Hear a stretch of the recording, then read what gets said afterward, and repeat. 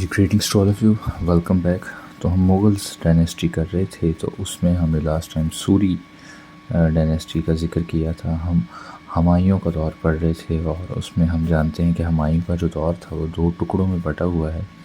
ایک 1530 سے 40 تک اس کا ریجن رہا ہے، اس کا ٹائم رہا ہے، اور اس کے بعد 55 سے 56 تک رہا ہے۔ تو اس بیچ میں سوری ڈائنیسٹی کا ہم نے ذکر کیا تھا۔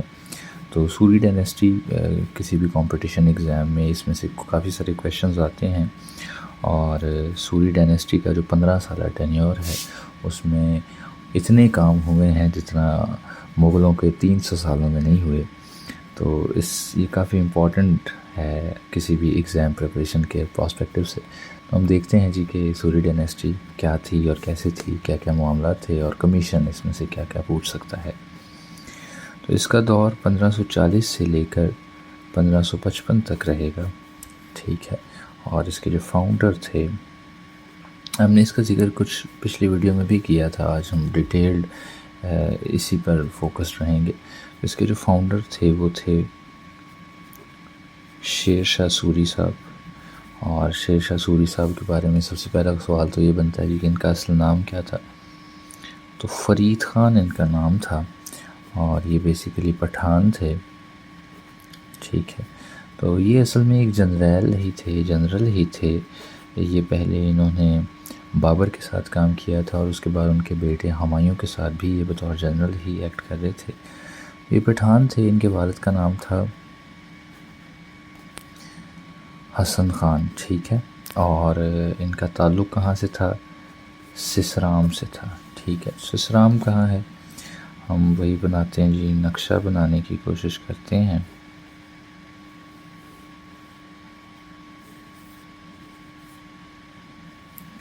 تو یہ آ گیا جی آپ کا افغانستان، ادھر کابل ہے، ادھر پشاور ہے، ادھر عمر کوٹ ہے موجودہ سندھ میں، ادھر ملتان کر لیں، ٹھیک ہے۔ ادھر کہیں لاہور کر لیں، ادھر دلی ہے، ادھر آگرہ ہے، اور ادھر اوپر والی سائڈ پہ جب ہم جاتے ہیں ہمارے بنگال کی طرف، تو ادھر کا ایک علاقہ ہے سسرام، ٹھیک ہے۔ سسرام سے ان کا تعلق تھا، ٹھیک ہے۔ فرید خان کا جنرل تھے، بڑے کمپیٹنٹ آدمی تھے۔ اور سب سے پہلے جو ان کی یہ الگ ہو گئے تھے، جب ہمایوں کے ساتھ ان کے معاملات نہیں بیٹھے ٹھیک، تو یہ الگ ہو گئے، اور سسرام میں انہوں نے اپنی ایک چھوٹی سی سلطنت جو تھی وہ الگ کر لی تھی۔ تو انہوں نے کیا کیا جی،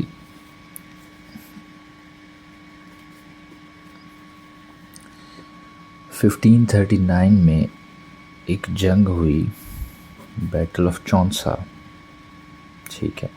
تو بیٹل آف چونسا ہوئی، یہ کیا تھی کہانی؟ اس میں کیا تھی کہ انہوں نے ادھر اوپر بنگال ہے سارا، ٹھیک ہے۔ تو سسرام کی حکومت نے بنگال کا ایک علاقہ جو تھا وہ اپنے قبضے میں لے لیا، ٹھیک ہے۔ جب اسے قبضے میں لے لیا تو آگرہ میں چونکہ ہمایوں کی حکومت تھی، تو یہ اس قبضے کو چھڑانے کے لیے یہاں سے فوج لے کر گئے ہیں۔ پھر پیچھے سے سوری نے کیا کیا ہے، شیر شاہ سوری نے یا فرید نے کیا کیا ہے، ان کی جو سپلائی چین تھی اسے توڑ دیا ہے، ٹھیک ہے۔ سپلائی چین توڑ دی ہے، اور پھر انہیں گھیر لیا ہے۔ تو پھر انہوں نے اپنی جان بچائی ہے۔ تو ہم دیکھتے ہیں کہ کس کس کے درمیان تھے جی۔ تو جی یہ تھی شیر شاہ سوری اور ہمایوں کے درمیان، ٹھیک ہے۔ اس میں ہمایوں نے لوز کر دیا، ہار گئے ہیں کس طرح سے، اور پھر اپنی جان بچا کے یہ نا گنگا یہیں سے بہہ رہی ہے، آپ کو پتہ ہے۔ تو گنگا دریا جو تھا اس میں چھلانگ لگا دی تھی، اور پھر انہیں ایک سکہ ہوتے تھے پانی نکال کر پلاتے تھے، ٹھیک ہے۔ تو ایک سکہ نے جو تھا اس دریا سے بچایا تھا، نکالا تھا، یہ بہتے چلے جا رہے تھے۔ تو انہوں نے ان سے وعدہ کیا تھا کہ اگر میں اپنی دوبارہ حکومت بنا سکا تو 2.5 دن کے لیے تمہیں بادشاہ بناؤں گا۔ پھر انہوں نے بنایا بھی تھا جب وہ نظام سکہ لانچ ہوا ہے، یہ تاریخ کا حصہ ہے، ٹھیک ہے۔ تو یہ تھی جی بیٹل آف چونسا، اس میں شیر شاہ سوری جیت گئے، ٹھیک ہے۔ یہ اپنی جان بچا کے بھاگ گئے۔ پھر اگلے ہی سال 1540 میں ایک اور بیٹل ہوتی ہے جی، بیٹل آف کنوج کا ایک علاقہ ہے جی ادھر دلی کے ساتھ، ٹھیک ہے۔ تو بیٹل آف کنوج ہوتی ہے، تو اس میں بھی ایک سائڈ پر شیر شاہ سوری تھے اور دوسری سائڈ پر ہمایوں تھے، ٹھیک ہے، اور ہمایوں اس میں بھی لوز کر جاتے ہیں اور ان کو کھدیڑ کر باہر نکال دیا جاتا ہے۔ تو یہ 3 لوگ، ہمایوں، ان کی بیگم حمیدہ بیگم جو ہیں وہ، اور بہرام خان صاحب جو ہیں، یہ وہاں سے چلے جاتے ہیں، وہاں سے بھاگ جاتے ہیں۔ یہ بھاگ کے افغانستان جا رہے ہوتے ہیں اپنے دوسرے بھائیوں کی طرف۔ تو یہ یہاں سے اصل سے یہ عمر کوٹ سے گزرتے ہیں اور یہاں سے انہوں نے ادھر کندھار ہے، انہوں نے جانا ہوتا ہے کابل میں مدد لینے کے لیے۔ تو عمر کوٹ کے علاقے میں ہی جو ہے وہ اکبر دی گریٹ 1542 میں پیدا ہوتے ہیں جی، عمر کوٹ میں، موجودہ سندھ کی ایک ڈسٹرکٹ ہے۔ تو اکبر پیدا ہوتے ہیں، ٹھیک ہے۔ باقی ان کی سٹوری جو ہے وہ ہم نے مغلوں کی جب لائن دیکھ رہے تھے تو اس میں پچھلی ویڈیو میں ذکر کیا تھا، اگلی ویڈیو میں بھی کرتے رہیں گے۔ تو آج ہم شیر شاہ سوری پر ہی رہیں گے اسٹک۔ تو 40 میں جب انہوں نے انہیں کھدیڑ دیا تو 1540 میں سوری ڈائنیسٹی کی بنیاد رکھی گئی، ٹھیک ہے، اور اس کے پہلے جو حکمران بنے وہ وہی شیر شاہ سوری صاحب بنے، اور 5 سال یہ زندہ رہے ہیں۔ 5 سالوں میں انہوں نے بڑے سارے کام کیے ہیں۔ ٹوٹل جو سوری ڈائنیسٹی ہے وہ 15 سال رہی ہے، ٹھیک ہے، لیکن اس میں سے شیر شاہ سوری صاحب جو تھے وہ 5 سال رہے ہیں۔ تو انہوں نے بڑے ان کی ریفارمز کیا تھی، تو ہم ان کی ریفارمز دیکھتے ہیں جی، کون سے کام تھے جو انہوں نے کیے ہیں۔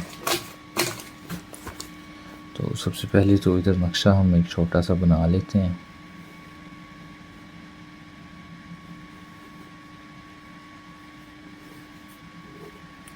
ادھر پشاور ہے، ادھر آگے کی طرف ادھر کابل بنا لیں، ٹھیک ہے، یہ پشاور، ادھر لاہور، ادھر دلی، ٹھیک ہے، ادھر آگرہ، ٹھیک ہے، آگے ادھر بنگال بھی بنا لیں۔ تو ان کی ریفارمز ٹائٹل دے دیں جی اپنے نوٹس میں، ان کی ریفارمز کیا تھی، ریفارمز آف سوری۔ تو سب سے پہلی انہوں نے جو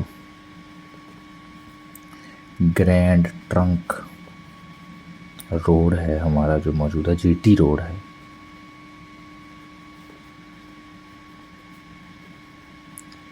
وہ بنوایا تھا، ٹھیک ہے۔ تو اس وقت میں اسے کہتے تھے جرنیلی روڈ، ٹھیک ہے۔ یہ ایک پورا ایک سلسلہ تھا جو آگے پشاور سے آگے اسے بنگال تک جاتا تھا، اور اس کی کافی ساری شاخیں تھی دوسرے علاقوں میں بھی، مین جو تھی وہ اسٹریم یہی تھی۔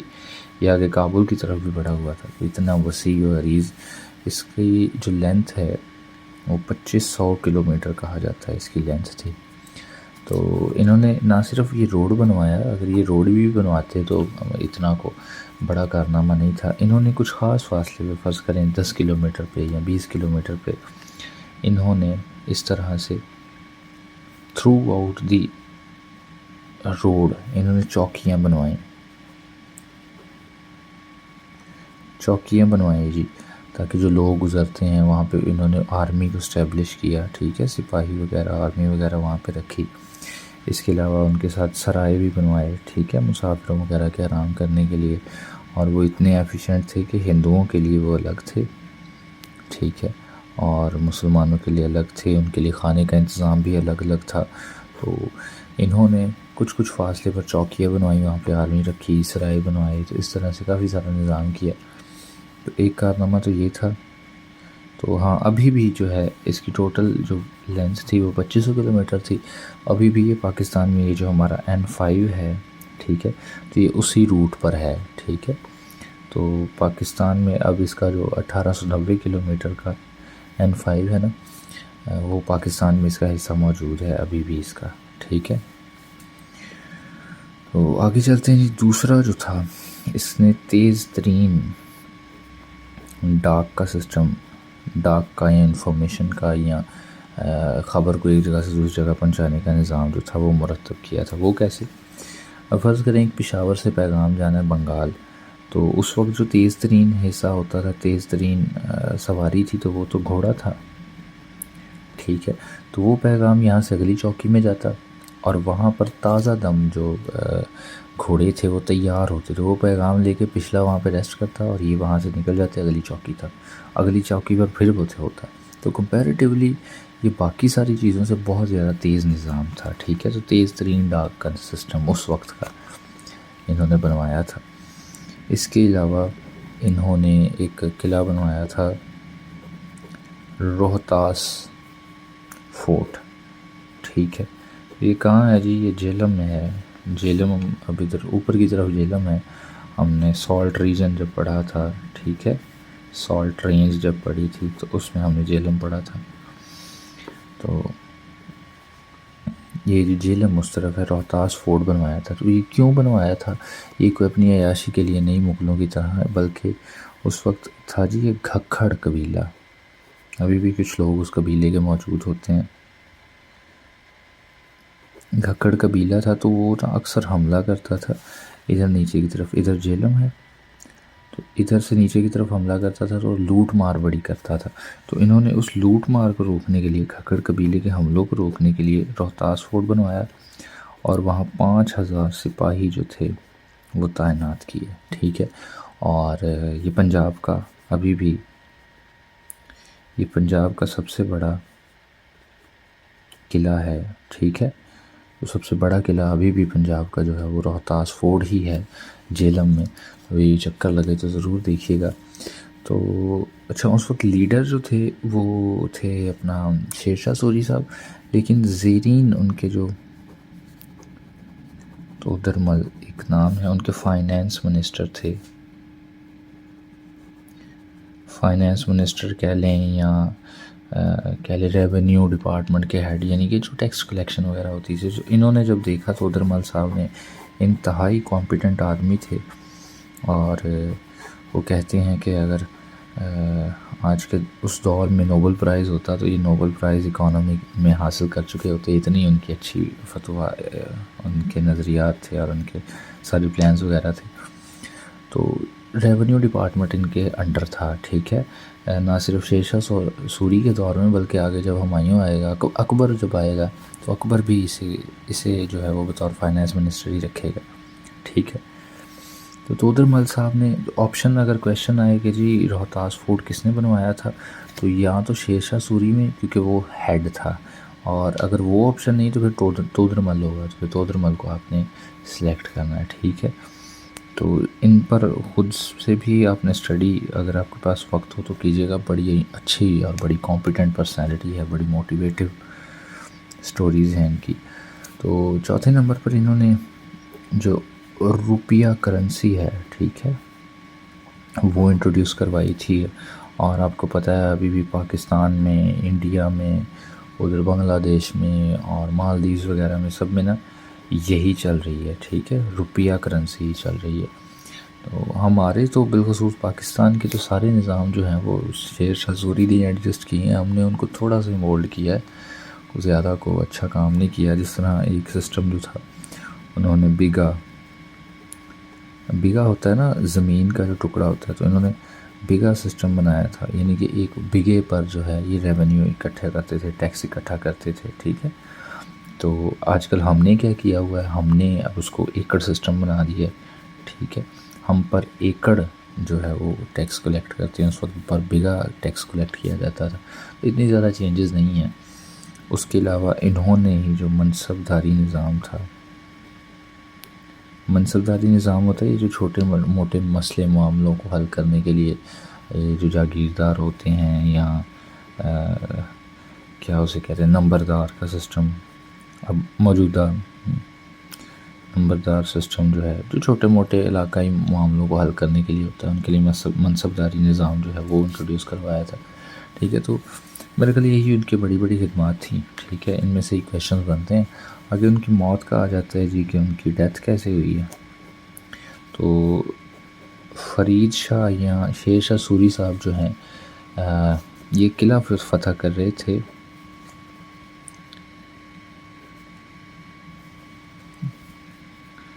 کیلنجر اس کا قلعہ جو تھا، فورٹ جو تھا، اسے یہ فتح کر رہے تھے. تو اس وقت کہا جاتا ہے کہ وہ بمباری ہو رہی تھی تو ایک بم جو ہے وہ ان کے پاس آ کے پھٹ گیا تھا. ٹھیک ہے، تو یہ اس میں زخمی ہو گئے تھے. ٹھیک ہے، وہ قلعہ تو انہوں نے فتح کر لیا تھا. ٹھیک ہے، اپنی ٹیم کے ساتھ فتح کر لیا تھا، لیکن وہ زخم چونکہ گہرے تھے اور اسی سے یہ کچھ دیر بعد جو ہے، کچھ دنوں کے بعد جو ہے وہ فوت ہو گئے.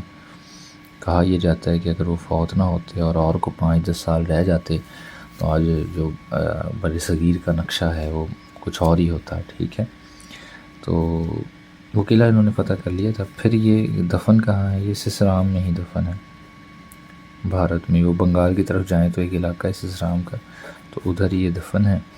اور حالانکہ آپ جو تھے وہ مسلم تھے، پھر بھی ہندوستانی جو ہیں، جو انڈینز ہیں، وہ آپ کو بڑی رسپیکٹ سے دیکھتے ہیں. جس طرح وہ اے پی جے عبدالکلام صاحب کو دیکھتے ہیں، اسی طرح سے سسرام میں جو ان کا قلعہ ہے اس کی بڑی دیکھ بھال ہوتی ہے. اور وہ اپنی سٹوریز میں، ان کی بکس اگر ہم دیکھتے ہیں تو بڑا پازیٹیو فیڈ بیک ہے ان کے بارے میں، شیر شاہ سوری صاحب کے بارے میں. جی، تو اس کی ڈیتھ کے بعد، شیر شاہ سوری کی ڈیتھ کے بعد، ان کے بیٹے جو ہیں وہ بنیں گے اسلام شاہ سوری،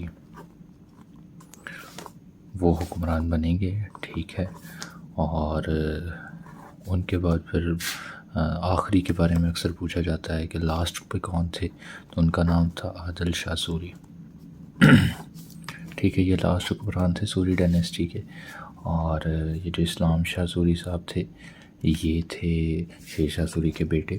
اس کے درمیان میں ایک اور بھی آئے گا، سکندر شاہ سوری. تو ان کے ساتھ اصل میں جنگ ہوگی جی اورنگزیب کہہ رہا ہوں، ہمایوں کی. اور اس میں ہمایوں جیت جائیں گے، یہ ہار جائیں گے، اور وہ اپنا تھرون جو ہے 1555 میں وہ دوبارہ ریگین کر لیں گے. اور پھر یہ جو عادل شاہ سوری صاحب تھے، یہ ایک پپٹ تھے. ٹھیک ہے، یہ دکھانے کے لیے ایک وہ تھے. بنیادی طور پر 55 میں ہی انہوں نے اپنا تخت لے لیا تھا، لیکن شفٹنگ وغیرہ کرتے ہوئے، اپنے لوگ، اپنی کابینہ وغیرہ بناتے ہوئے جو ہے ان کو تھوڑا بہت عرصہ لگا تھا. تو تب عادل شاہ سوری صاحب تھے. تو 56 میں پھر ہمایوں جو ہے وہ فوت ہو جائیں گے، اور ان کے بعد جو ہے آگے اکبر جو ہے ان کا دور شروع ہو جائے گا. تو ہم اگلی ویڈیو میں دیکھیں گے کہ وہ کس طرح